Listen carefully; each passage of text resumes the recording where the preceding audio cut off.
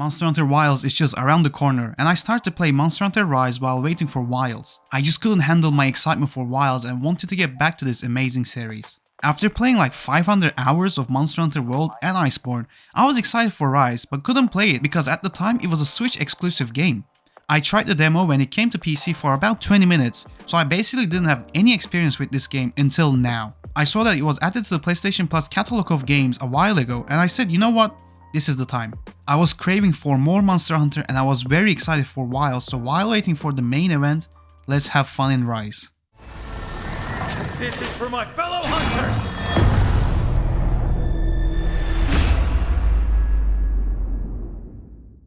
This is not a full-on review as I have only played around 10 to 15 hours of this game and wanted to give my quick impressions on it. As I expected, Rise is super fun. First of all, for a game that was released in 2021 on the Nintendo Switch, it looks great. They definitely enhanced the visuals for the PS5 version, but still the magic of the RE engine is presented here in a great style. The character and the monster details in some cutscenes look impressive, and that surprised me. I honestly thought it would look kinda disappointing, but no, I was happy how the game looked and ran. Talking about performance, this game runs super smooth on the PS5. I only played World and Iceborne, so I don't have much to compare to, but from what I'm used to, the gameplay of Rise is way faster and fluid. The movement speed and the smoothness really enhances everything and sets Rise apart from World. It is a different take on the gameplay mechanics. You still have your classic Monster Hunter weapons, but even those seem faster in comparison to previous game. And even Wilds, from what I have experienced in the beta. The game feels faster because of a new combat mechanic called Wire Bug. These little flying bug creatures help you in traversing the world and fighting enemies with more freedom and style. I want to talk about the map and traversing it first. The maps in this game are smaller in scale to World, but going from point to point is much easier with the wire bugs. Climbing mountains and running up hills really does change the gameplay mechanic, but the maps itself lack the energy World had. It was on the Switch after all, so the maps can't be detailed, but still, it looks bland and not exciting to look at. You also get buddies like a dog. These are called palamutes, and it is another way to traverse these maps with ease as you can ride them. I think the reason they brought so many fast traversing mechanics is to get the player from point to point as fast as possible so that the player doesn't look at how bland the maps are. But I gotta say, it's a positive as you can get into the action pretty quickly. Obviously, like every Monster Hunter game and every Capcom RPG recently, you can customize your palamutes and palicos as always. And the customization options are pretty good. The gameplay in this game is a winner. The weapons and the movements feel smooth and fast, and in a way I prefer this over World's slow movements. The weapons feel great to use, like I'm not a switch axe user, but in Rise that was one of the two go-to weapons for me. You can dodge with wire bugs, whether vertically or to the side, but the most important is the dodge mechanic you can use just after getting hit but before getting knocked down. This way the game and action keeps flowing and making a smooth fighting experience.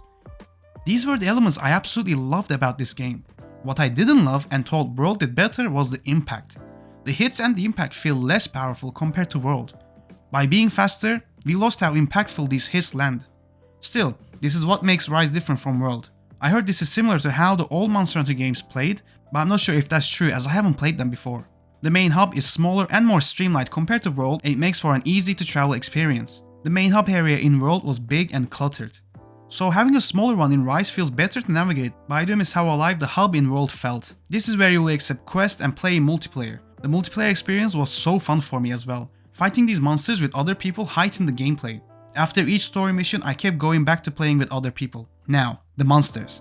As I am still early in the game, I cannot comment a lot about later or endgame monsters, but yeah, these monsters are so cool. I recognize some of them like Kuliaku or other monsters I've seen from World, but most were new to me, and they were fun to fight against. I really like fighting this lizard looking one. Man, I gotta say, the monsters I've seen that I haven't yet experienced look so cool. That is one of the reasons I keep wanting to play and see them. The story is a downside for me. There isn't much of it. You will hunt monsters and get a cutscene before fighting the monster, explaining how these monsters came to this world. The cutscenes we get with the characters are alright, but the monster cutscenes done in a traditional old film style that really worked for me. And the meals being mostly mochi bowls was kinda disappointing. I missed the cat chef from World and all the delicious looking food.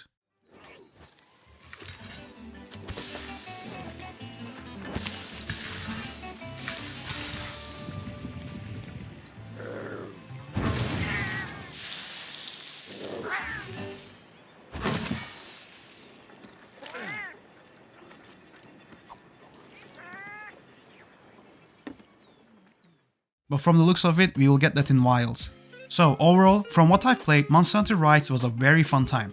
I'll keep playing this until Wilds comes out. This is like a pit stop, and that was my purpose. I didn't think of finishing it, I just wanted to play a Monster Hunter game while waiting for Wilds, and Rise served this purpose. The gameplay, the movements, armor sets and monsters are stellar, with the story taking a back seat. I heard that the Sunbreak DLC has more story and adds an ending, but I'm not sure if I will play that or even finish the main game. But from what I've played, I had a great time. Thank you all for watching my quick impressions, and let me know down below, did you play Monster Hunter Rise? And are you excited for Monster Hunter Wilds? I look forward to reading your replies, and I'll see everyone on the next video.